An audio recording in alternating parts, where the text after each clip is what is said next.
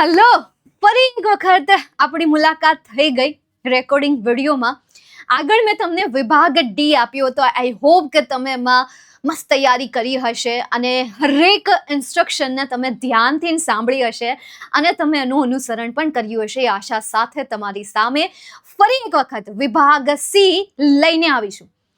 હવે આની આપણે શરૂઆત કરીએ એ પહેલા હું તમને અહીંયા જણાવી દઉં તમારો વિભાગ સી જે છે અને એ વિભાગ સી માં તમને જે નંબર ઓફ ક્વેશ્ચન્સ પૂછાવાના છે, જેમ કે ફંક્શન તમને એમાં પૂછાશે, ત્યારબાદ બ્લેક બક એટલે કે એમના નિયરેસ્ટ મિનિંગ પૂછાશે અને ટેક્સ્ટ બુકમાંથી ખાલી જગ્યા પૂછાશે.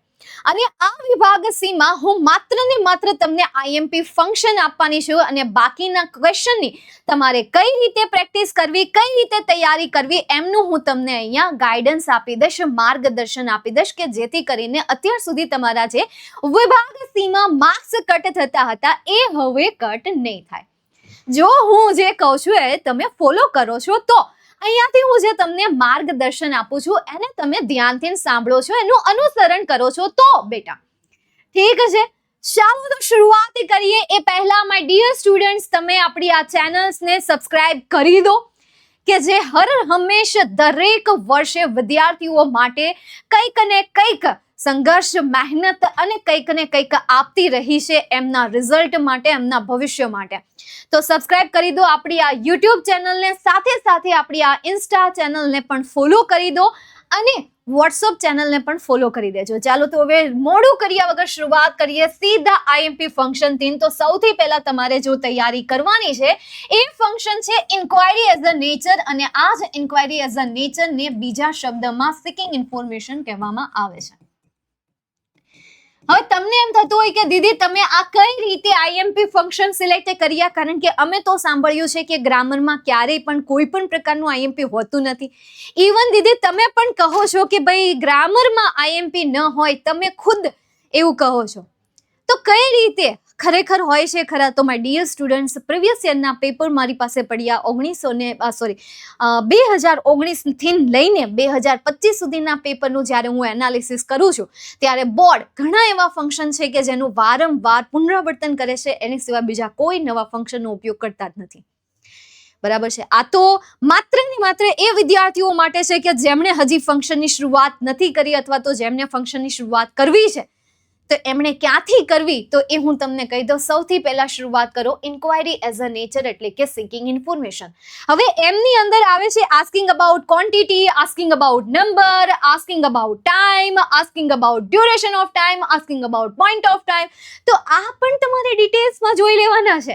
એવું નહીં કે ખાલી સિકિંગ ઇન્ફોર્મેશન મતલબ કે ક્વેશ્ચન ક્વેશ્ચન ક્વેશ્ચન ક્વેશ્ચન, પણ એ ક્વેશ્ચનની અંદર જે ડિટેલ્સમાં, ફોર એક્ઝામ્પલ હાઉ મેની થી સવાલની શરૂઆત થાય તો એને શું કહેવાય? આસ્કિંગ અબાઉટ નંબર કહેવાય. હાઉ મચ થી સવાલની શરૂઆત થાય તો એને આસ્કિંગ અબાઉટ ક્વોન્ટિટી કહેવાય. હાઉ ઓફન થી શરૂઆત થાય તો તેને શું કહેવાશે? હાઉ ઓફન એટલે કેટલીક વાર થાય, પુનરાવર્તન છે તો હાઉ ઓફન. તો આસ્કિંગ અબાઉટ ટાઈમ અથવા asking about frequency of time કે જેમાં પુનરાવર્તન થયું છે. સિન્સ વેન હોય, હાઉ લોંગ હોય. તો એ રીતે અંદરના જે પેટા ફંક્શન છે એને પણ તૈયાર કરી લેજો. નેક્સ્ટ મારું ફેવરિટ અને બોર્ડનું પણ ફેવરિટ છે અલ્ટરનેટિવ. હવે તમારે આની થિયરી સમજવી છે, એક્ઝામ્પલ સાથે સમજવું છે. આના જે સવાલો છે એ સવાલોની પ્રેક્ટિસ પણ કરવી છે, પરંતુ ઘરે કંટાળો આવે છે તો માય ડિયર સ્ટુડન્ટ્સ તમારા માટે ખાસ કમ્પ્લીટ ધ ગ્રામરનો સેશન છે કે જે સેશનમાં આખા ફંક્શન મેં તમને સમજાવ્યા છે, 20 ફંક્શન સમજાવ્યા છે. તમારી પાસે 30 ફંક્શન છે, 30 ફંક્શનમાંથી માત્ર ને માત્ર મેં 20 ફંક્શનની આઈએમપી આપેલી છે. 20 ફંક્શન ડિટેલ્સ સાથે, એમની અંદરના કી પોઈન્ટ સાથે મેં તમને એક્સપ્લેન કરેલા છે, એક્ઝામ્પલ કરાવેલા છે, તો એ ખાસ જોઈ લેજો. નેક્સ્ટ છે કોન્ટ્રાસ્ટ કન્ડિશન. સ્ક્રીનશોટ લેવો હોય તો લઈ લેજો, બરાબર સ્ક્રીનશોટ લઈ લેજો ઝડપથી. ચાલો લેવાઈ ગયો. નેક્સ્ટ એના પછી આગળ જઈએ. આને એનિમેશન આપ્યું તો પ્લેઝન્ટ ટ્રીઝ અને નાઇસ ટાઈઝ પણ ફ્રીક્વન્સી, મેનર, રીઝન અને રિઝલ્ટ, પ્લેસ. હવે છે ક્યાં એનિમેશન? અચ્છા, 2 મૂકીને એકમાં એનિમેશન છે. પાસ્ટ. ઓકે ચાલો ક્લિયર. ફટાફટ આનો પણ સ્ક્રીનશોટ લઈ લો ઝડપથી. ચાલો લેવાઈ ગયું. અત્યારે હું તમને થિયરી શીખવાડતી નથી, બસ ખાલી અત્યારે હું તમને ફંક્શન કહી દઉં છું કે જ્યારે પણ તમારે રિવિઝન કરવા બેસો ત્યારે આ ફંક્શનને ફટાફટ નજર ફેરવી દેવાની, ફટાફટ જોઈ લેવાના.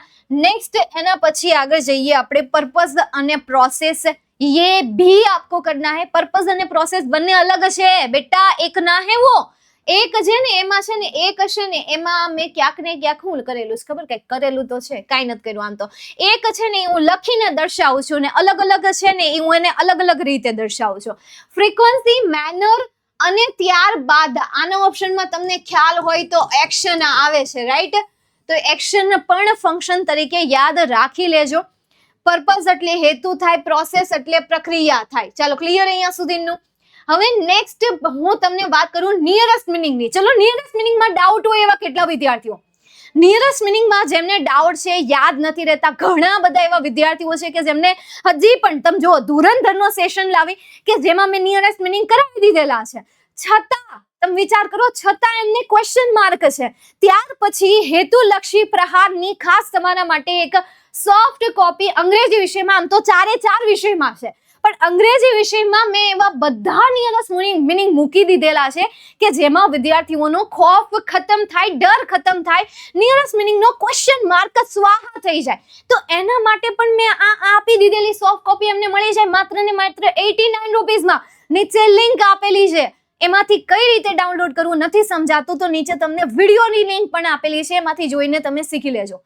અને અત્યારે જ તમે ડાઉનલોડ કરી લો, પ્રેક્ટિસ કરો. આમાંથી જેટલા પણ નિયરેસ્ટ મિનિંગ આપેલા છે એ નિયરેસ્ટ મિનિંગ તૈયાર કરી નાખો, ફટાફટ એને યાદ રાખી લો, પાકા કરી લો. યાદ રાખવાની મેથડ પણ મેં તમને આપી દીધેલી છે.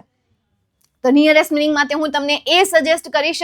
અને વધારાનું જો હું તમને કહું કે તમારે તમારી બ્લેક બકમાંથી નિયરેસ્ટ મિનિંગની તૈયારી કરવી છે તો એ નહીં કરતા તમને એમ લાગે કે પિંક કલરના જે શબ્દો છે એ શબ્દની હું તૈયારી કરી લઈશ એટલે મારી તૈયારી થઈ જશે, તો બોર્ડ એ શબ્દો ફોલો નથી કરતા કે પિંક કલરના હાઇલાઇટ કરેલા છે બસ એમાંથી ન જે પૂછે. ભાઈ રેર કેસમાં એ શબ્દો તમને હાઇલાઇટ કરેલા શબ્દો પૂછે છે, બાકી તો એમણે બીજા શબ્દો પૂછેલા હોય કે જે એમણે બ્લેક બકની બુકમાં દર્શાવ્યા છે. તો એ વર્ડ માત્ર ને માત્ર તમને મળશે હેતુલક્ષી પ્રહારમાં. માય ડિયર સ્ટુડન્ટ્સ, આટલા બ્લેક બકના રીડ છે 1 થી લઈને 22 સુધી, જેમાંથી 1-2 રીડ મિસ પણ હોય કે ભાઈ પોયમ હોય અથવા તો નંબર મિસ હોય, આતે છે. તો એવી રીતે તમારે તૈયારી જો કરવી છે છતાં પણ તમારે પિંક કલરના શબ્દો રીડ કરવા છે તો 1 થી લઈને 15 સુધીના કરી નાખજો.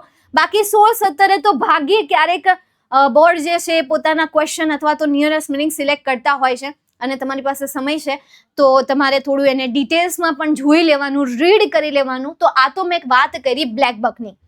હવે હું વાત કરું તમારા આપણા પહેલા વિભાગ સી ના નંબર ઓફ ક્વેશ્ચનમાં આવી જઈએ. ચલો ફંક્શન મેં તમને આઈએમપી આપી દીધી. આઈડેન્ટિફાઈ ફંક્શન, ફંક્શનનો ટોપિક છે. Then after complete the dialogue, ફંક્શનનો ટોપિક છે. કમ્પ્લીટ ધ સેન્ટેન્સ, ફંક્શનનો ટોપિક છે. વોકેબ્યુલરી પેરેગ્રાફ બેઝ આ ટેક્સ્ટ બુકમાંથી પૂછાય, તો આના માટે અલગથી ટાઈમ કાઢવાની કોઈ જરૂર નથી. તમને એમ લાગે કે અલગથી ટાઈમ કાઢીને હું પ્રેક્ટિસ કરું, કોઈ એટલે કોઈ જરૂર નથી. હું તમને લાઈવ સેશનમાં જે શોર્ટ નોટ સમજાવું સમજી લો, પેરેગ્રાફ બેઝ ક્વેશ્ચન આન્સર સમજાવું સમજી લો. પછી તમારે ટ્રુ ફોલ્સ અને ખાલી જગ્યાની તૈયારી મારી સાથે લાઈવ લેક્ચરમાં કરવાની છે.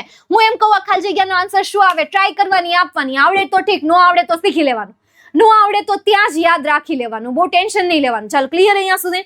તો ટેક્સ્ટ બુક આ બ્લેન્ક્સ તમારે ક્યાંથી કરવાની છે તો કે મારા સેશનમાંથી, અને ખાસ મેગા શોર્ટનો સેશન તમને યાદ હોય તો મેં આપેલો હતો. મેગા શોર્ટનો સેશન સન્ડે ટેક્સ્ટ બુકનો આખો સેશન લીધેલો છે કે જે સેશન આપણો 3 કલાક ચાલ્યો હતો. કેટલે કલાક ચાલ્યો હતો? 3 કલાક ચાલ્યો હતો. એ સેશનમાં મેં તમને ખાલી જગ્યા કરાવેલી છે અને પેરેગ્રાફ બેઝ ક્વેશ્ચન આન્સર એ કરાવેલા છે. નિયરેસ્ટ મિનિંગ તો કે નિયરેસ્ટ મિનિંગ આપણે ધુરંધરમાં કર્યા હતા. કેમાં કર્યા હતા? ધુરંધરમાં કર્યા હતા. કોઈ એવી વસ્તુ નથી કે જે મેં તમને તૈયારી ન કરાવી હોય.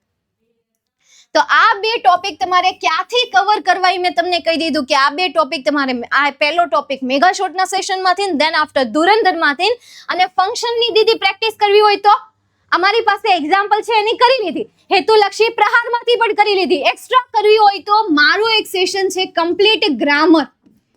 કયું? કમ્પ્લીટ ગ્રામર અને ધુરંધર, બરાબર, પ્લસ ધુરંધર. આ 2 સેશનમાંથી કરવાની છે. ક્લિયર? ડન? ચાલો તો વિભાગ સી ની મસ્ત તૈયારી કરો. જ્યારે તમે વિભાગ સી માં પહોંચો, પરીક્ષા ખંડમાં બેઠા હોય અને વિભાગ સી જ્યારે તમે જોઈ રહ્યા હોય ત્યારે મનમાં એવું ના આવવું જોઈએ કે આ મન નથી આવડતું, આ મન નથી આવડતું, પણ એની જગ્યાએ આવા વિચાર હોવા જોઈએ, આ પણ આવડે છે, આ પણ આવડે છે, આ પણ આવડે છે, અને આ તો એકદમ ઈઝી છે. આવી રીતે અંદરથી જવાબ આવવા જોઈએ. તમારી આત્મા આવી રીતે ચીખતી હોવી જોઈએ, ચિલ્લાતી હોવી જોઈએ. તો બસ મસ્ત તૈયારી કરો, જોરદાર તૈયારી કરો. નેક્સ્ટ તમારા માટે હું લઈને આવીશ વિભાગ બી, તો તૈયાર રહેજો સેક્શન બી માટે. Bye, take care, see you soon. જય હિન્દ, વંદે માતરમ. અને છેલ્લે એક નારો બોલાવતા જાઓ. છેલ્લે ये तो हो ही जाए कि अब गुजरात बोर्ड के हर बच्चे के दिल में रूल किसका, तो कि भाई रूल विद्या कुल का, है ना. बाय.